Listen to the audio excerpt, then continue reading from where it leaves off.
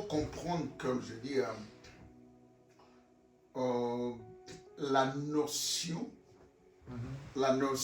antique du sacrifice, aux divinités. Tu vois, le mot est au pluriel. Il est clair. La notion de sacrifice aux divinités. Donc, alors, dire aux divinités, c'est beaucoup plus général.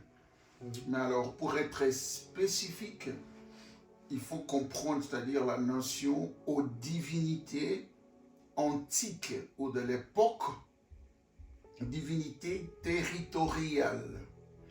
C'est-à-dire, voilà, les dieux de territoire. Okay. Donc, il y avait cette croyance.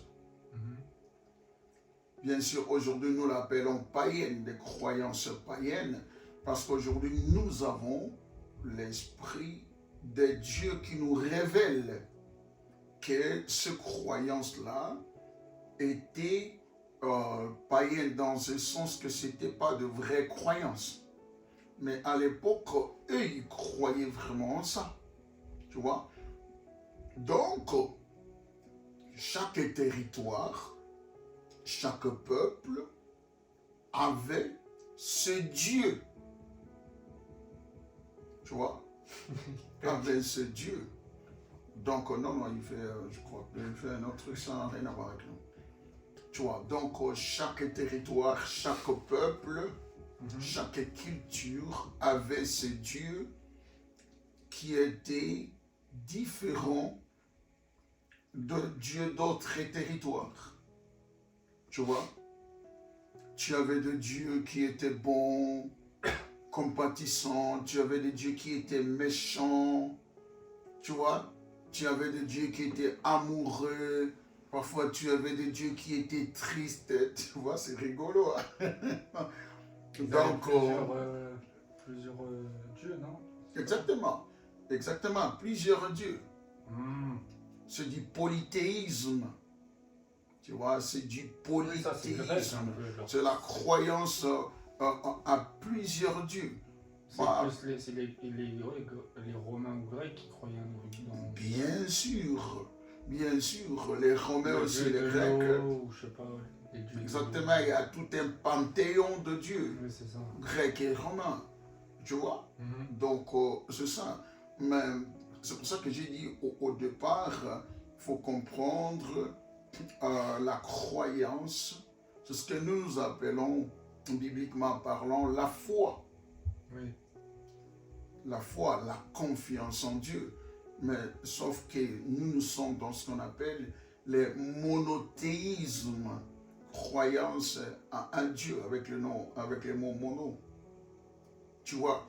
Donc, il y a 3 religions dans le monde entier, ou disons 3 croyances qui sont monothéistes, c'est-à-dire il y a le judaïsme, ok? Il y a le judaïsme, et puis il y a le christianisme, et puis il y a l'islam. Tu vois? Ce sont les 3 religions monothéistes. Tu vois, mais quand nous revenons, parce que ta question, comme je t'avais dit, ta question se catégorise dans l'aspect du sacrifice. Oui, c'est ça. Tu vois, nous sommes partis loin, parce que je te dis... des bases. Voilà, des fondements, des bases. Oui. C'est ça, très bien. C'est ça, donc, il faut poser des bonnes bases pour venir comprendre le sacrifice d'Isaac, qui est un prototype. Le sacrifice d'Isaac dans Genèse chapitre 22. Tu vois? Où le Seigneur, Dieu Tout-Puissant, El Shaddai, le Dieu qui a apparu à Abraham, son ami, son serviteur, son prophète. Au passage, je voudrais te rappeler que Abraham est le premier prophète de la Bible. C'est Abraham. Abraham. C'est-à-dire, c'est avec Abraham que le mot prophète est utilisé clairement, littéralement. Ok. Ok? Donc, tu vas aller, quand tu lis dans Genèse, chapitre 20, tu trouves à partir de verset 6-7. Ouais, Genèse 20. Genèse. Chapitre 20. Mais je n'aimerais pas qu'on puisse aller trop loin parce qu'on ne parle pas des ministères des prophètes, mais juste pour te confirmer que c'est Abraham qui est littéralement nommé premier prophète dans la Bible. Les gens parlent de tous, Adam, Ève étaient des prophètes, prophétesses, Seth, Enoch, tout ça. C'est pas mauvais, mais bibliquement parlant, théologiquement parlant, c'est Abraham. Il est à Guérard, tu vois, avec le roi de Guérard.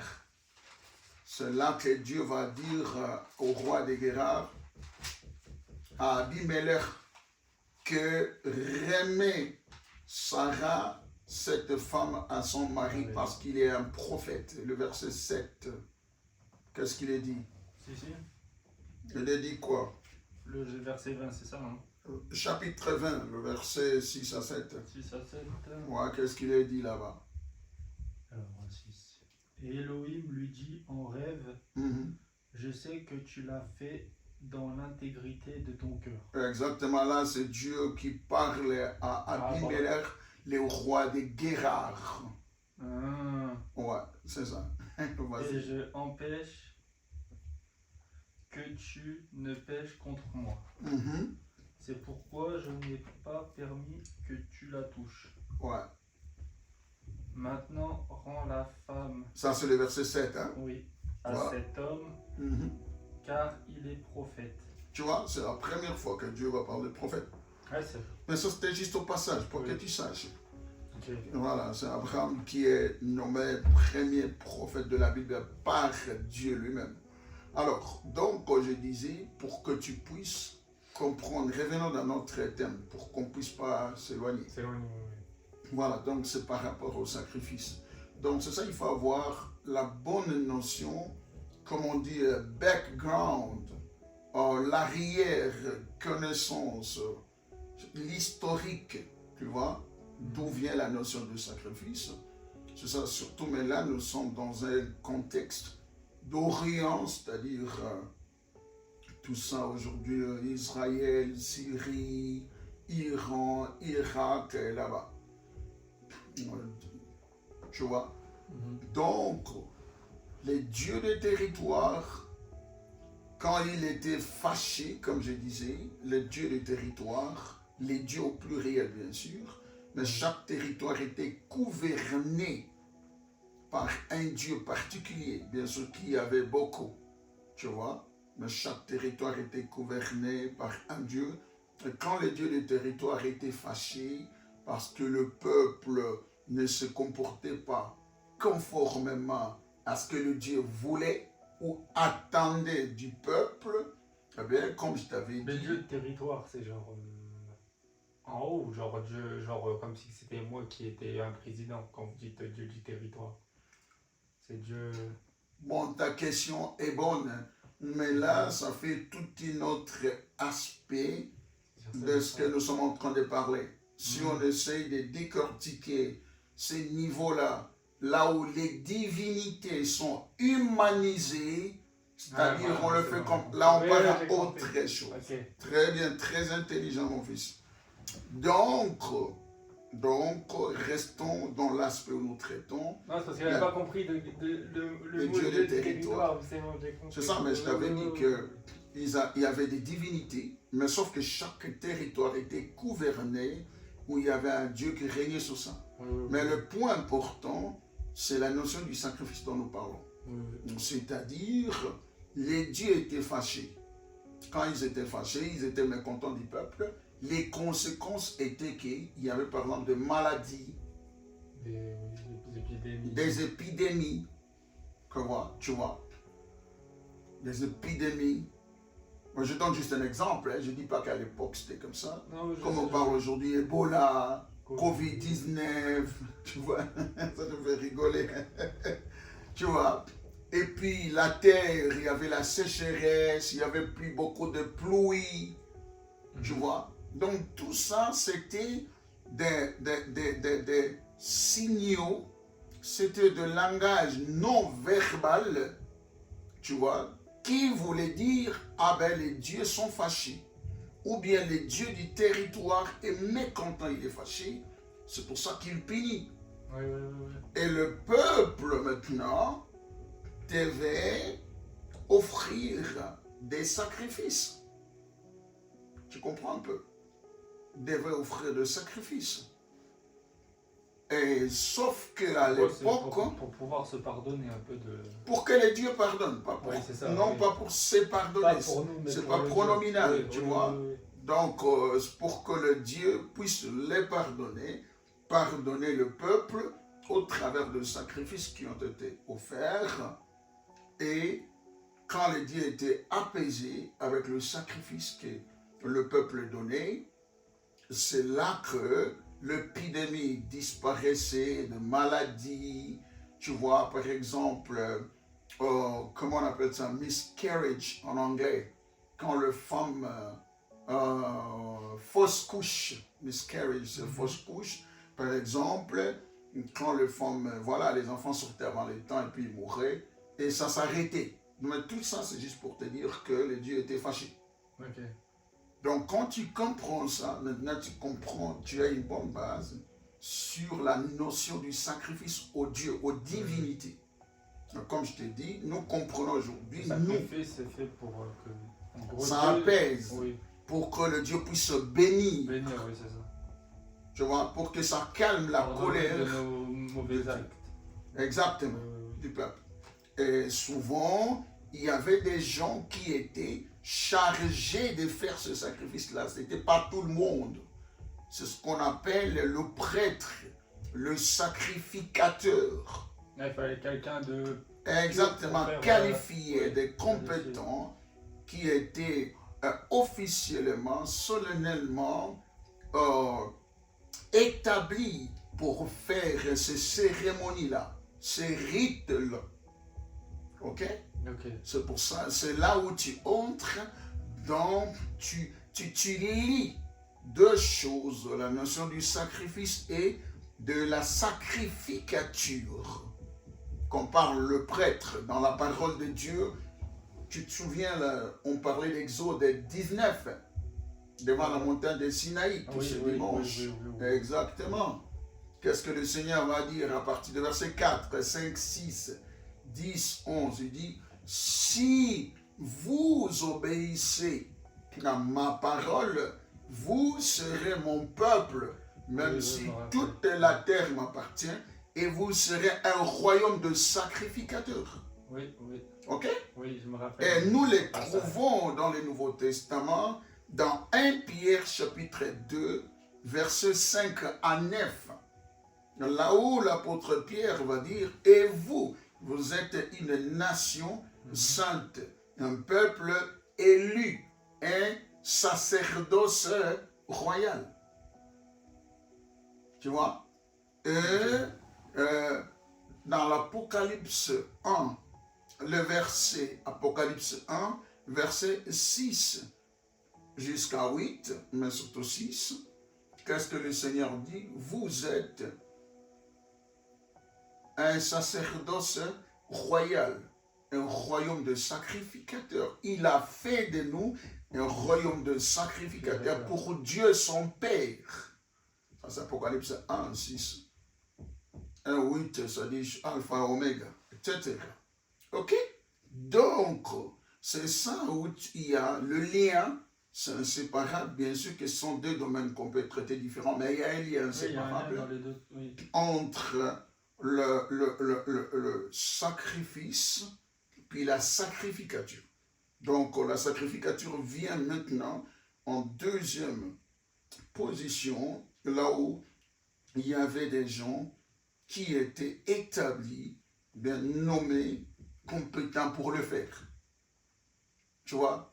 C'est pour ça que tu vas voir, quand tu liras, quand Israël biblique, je précise bien, va avoir aussi un roi humain. Tu vois? C'est là où, mais je ne vais pas le développer, c'est là où vient ta question que tu voulais poser là. Parce que le roi est considéré comme un dieu qu'on voit en physique. Tu vois? Tu vois, tu as dit, c'est ça. Le roi, exactement. Donc, le roi était considéré comme un dieu physique de Dieu invisible. C'est pour ça qu'il dit, le roi me dit, salut roi des Juifs, non? Exactement. Parce qu'il le voit en mode physique. Bon, ça c'est pas vraiment ça. Salut, roi des Juifs, c'est tout un autre contexte. Parce que là, il se moque du Seigneur, mais aussi, il parle pas de la royauté avec back-mind des rois comme un Dieu, comme représentant de Dieu invisible. Non. Là, c'est toute une autre chose. Là, il dit ça au Seigneur parce que, soi-disant, le Seigneur croyait, ou bien qu'ils entendaient que c'est lui qui deviendrait le roi des Juifs, qui venait pour libérer le peuple juif, le peuple israélite biblique de son époque, de la colonisation romaine. Tu vois? Là, c'est autre contexte. Donc, il ne parle pas de roi des Juifs dans ce sens-là. Ok? Donc, mais là, nous sommes dans les contextes où les rois est considéré comme les dieux représentants, c'est-à-dire comme un dieu physique. Il incarne les dieux invisibles, les dieux des territoires. C'est pour ça qu'il règne, c'est-à-dire comme les dieux qu'on peut voir. C'est pour ça qu'à l'époque, quand le roi faisait « Ah, c'est fini, on te coupe la tête ». Tu vois? Puis l'histoire dit que le roi Manassé, celui qui a fait couper Ésaïe en des morceaux. Tu vois? Ce sont des choses comme ça, parce que quand le roi disait seulement « Ah », ou bien il te regardait d'un œil comme ça, c'est fini. C'était fini parce qu'ils étaient considérés comme Dieu, comme de Dieu, et personne n'osait les contredire. Tu vois? Tu comprends un peu? Alors on peut dire un tout petit peu merci à 50% à la démocratie, un tout petit peu. Parce qu'elle n'existe pas à 100% la démocratie. Tu vois, mais nous ne sommes pas en politique. Hein. Non, Ouais, nous ne sommes pas en politique. Donc, bref, revenons sur notre contexte de ta question. Tu vois que ça va loin, hein? Ta courte brève question. Ma petite question. Tu vois?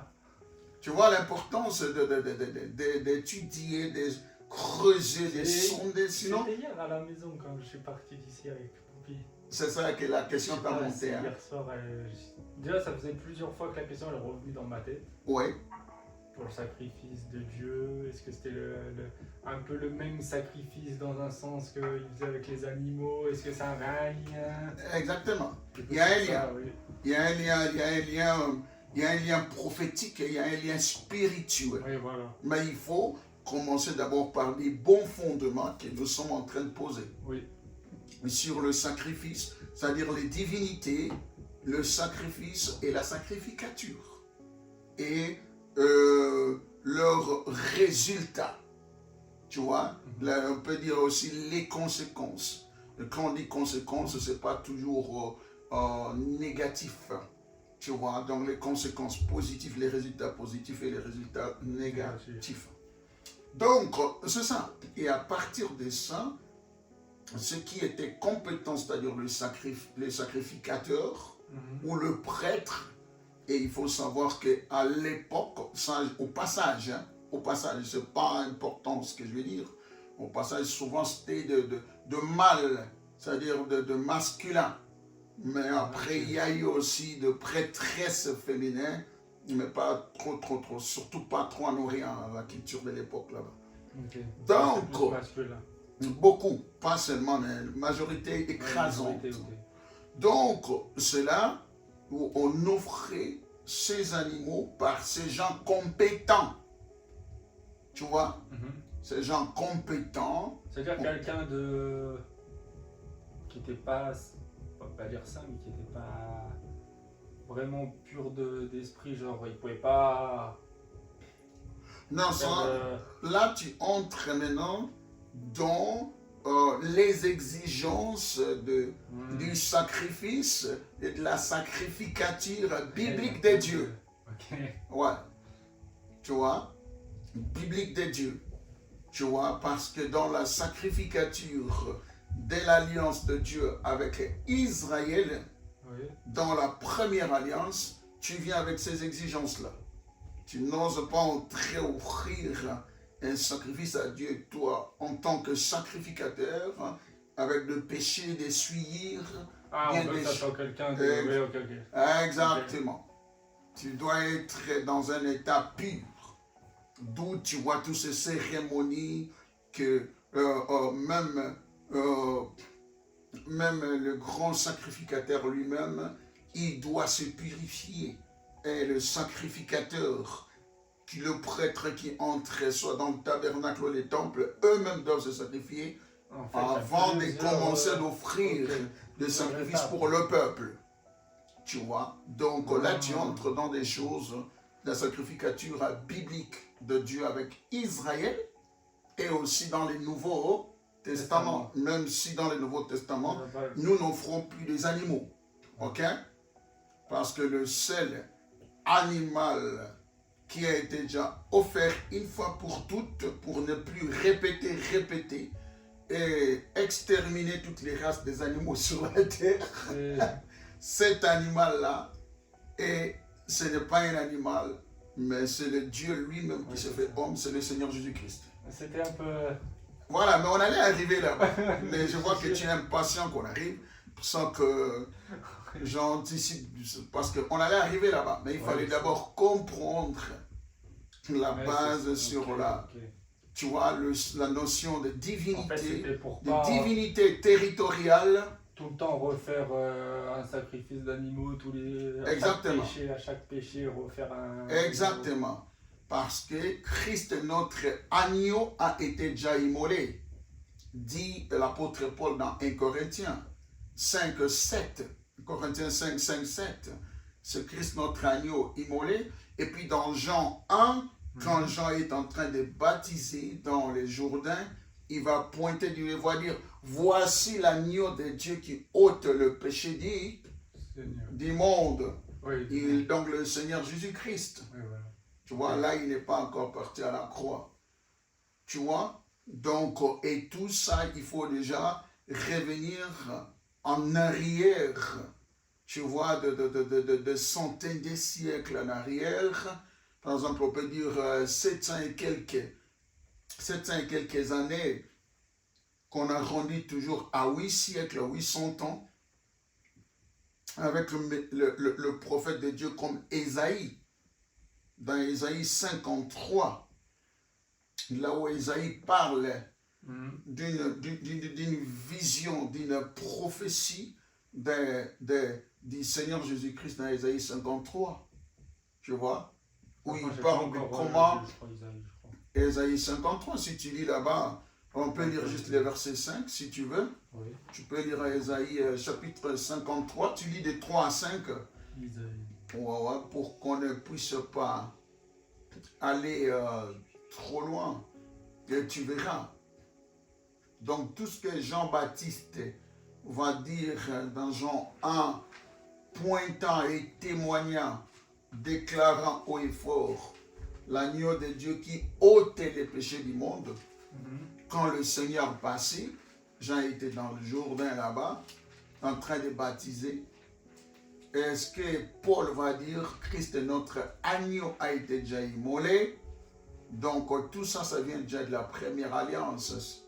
C'était des prophéties. Ésaïe, les prophètes Ésaïe. Ésaïe, c'est, dans ta Bible, ça doit être Yeshayahu.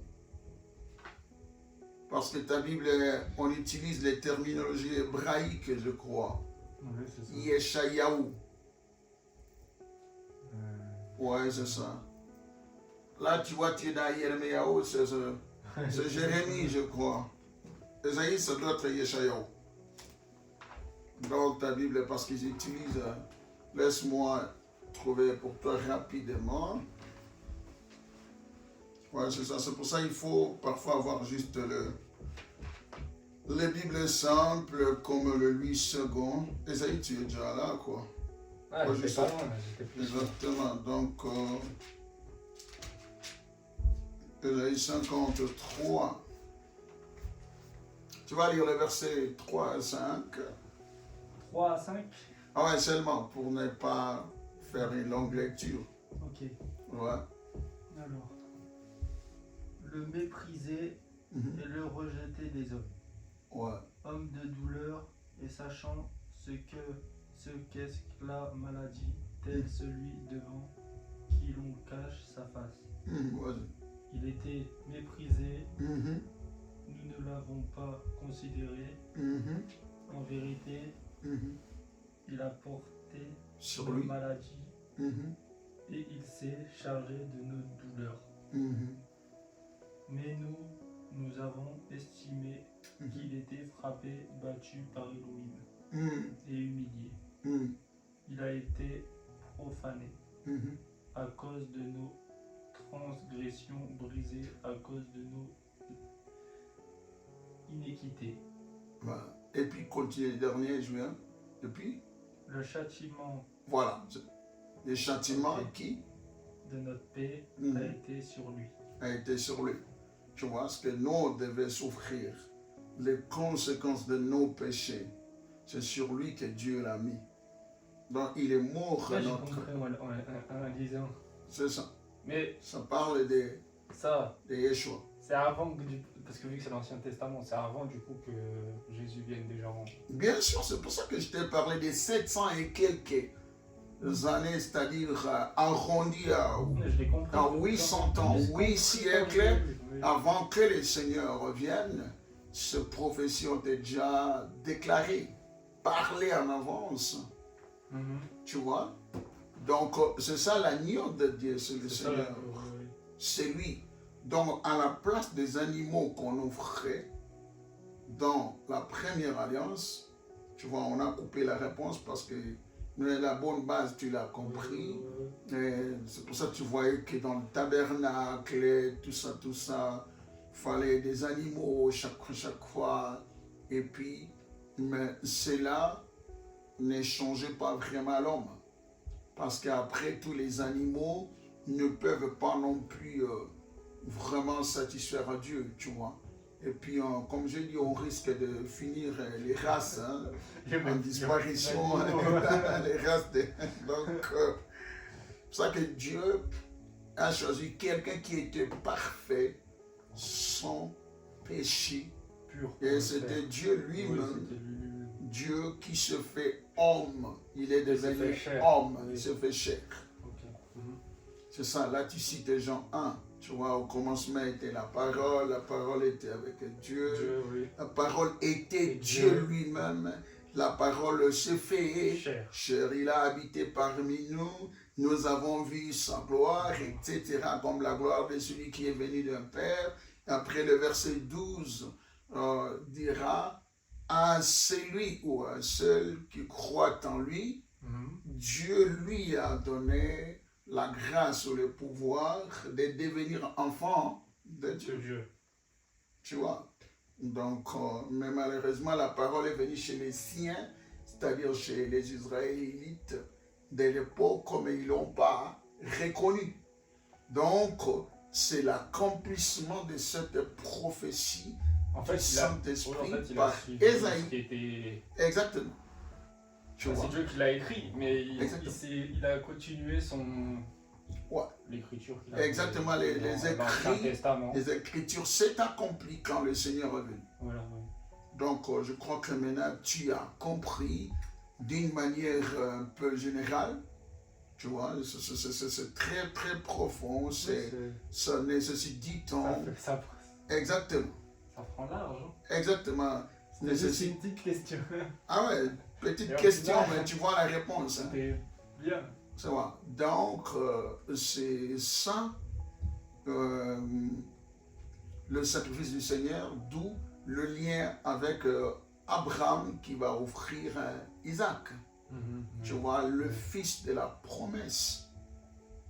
Tu vois, qui était une préfiguration ou ce qu'on appelle un type. C'est ça ce qu'on appelle en théologie aussi la typologie, type des. Donc, de quelqu'un, de quelque chose. Isaac, c'est-à-dire type du Seigneur Jésus-Christ. Dans Genèse chapitre 22, là où Abraham Dieu va demander à Abraham d'offrir Isaac. Oui, parce que si Abraham il offrait son fils. Exactement. Au final, Jésus il n'aurait même plus besoin dans un sens de venir, parce que c'était, mais vu qu'il n'était pas pur et saint d'esprit. Exactement, Isaac était un homme comme nous, donc exactement. En plus aussi, si Isaac mourait à la place de tout le monde, Abraham allait se glorifier et Isaac aussi allait se glorifier, que c'est moi qui vous ai sauvé. Or, comme Dieu ne partage pas sa gloire avec des êtres humains, ni avec personne, il n'a pas voulu que quelqu'un d'autre, ni un ange, puisse mourir à la place de l'humanité. Tu as compris? Donc, il fallait que ce soit que Dieu lui-même, pour que toute gloire revienne à Dieu. En plus, avec Isaac et Abraham, j'avais aussi comme vous avez dit là, j'avais un peu cette pensée aussi. Exactement. J'avais mis la dernière fois dans ma tête, je me suis dit, mais attends, peut-être Abraham et Isaac, c'est peut-être la continuité de Jésus. Ouais. Donc, Abraham et Isaac, ce qu'on appelle, c'est une préfiguration, c'est un type de ce qui viendra. C'est ce que Hébreu nous dit. Hébreu dit que les choses qui se sont passées dans la première alliance, ce que tu appelles, ou beaucoup appellent l'Ancien Testament, mais souviens-toi, je l'ai dit toujours dans la prière, dans nos rencontres, que quand tu es en face des Juifs, n'utilise pas les mots Ancien Testament, c'est pas bien pour eux. Oui. Ouais, il ne faut pas l'utiliser, pour ça il faut avoir l'habitude d'utiliser la première alliance. Je ne dis pas que c'est une loi. Ouais, première alliance, parce que tu ne sais pas si tu es en face des Israéliens, des Juifs, tu vas les offenser. Oui, c'est vrai. Voilà, parce que quand tu dis Ancien Testament, pour eux, ça résonne comme si c'est caduque. Tu vois quoi, c'est sans valeur et c'est pas bien. Donc, c'est un peu ça. C'était un peu l'ombre des choses à venir.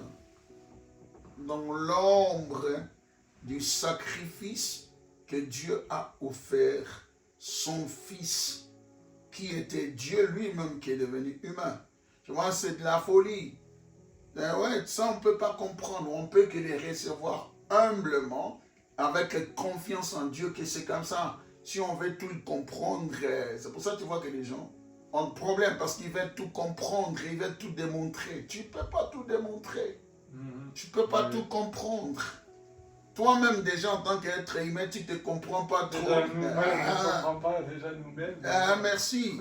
Tu vois, donc, ce ne sont pas des choses à prouver, ce ne sont pas des choses à tout comprendre. Et voilà.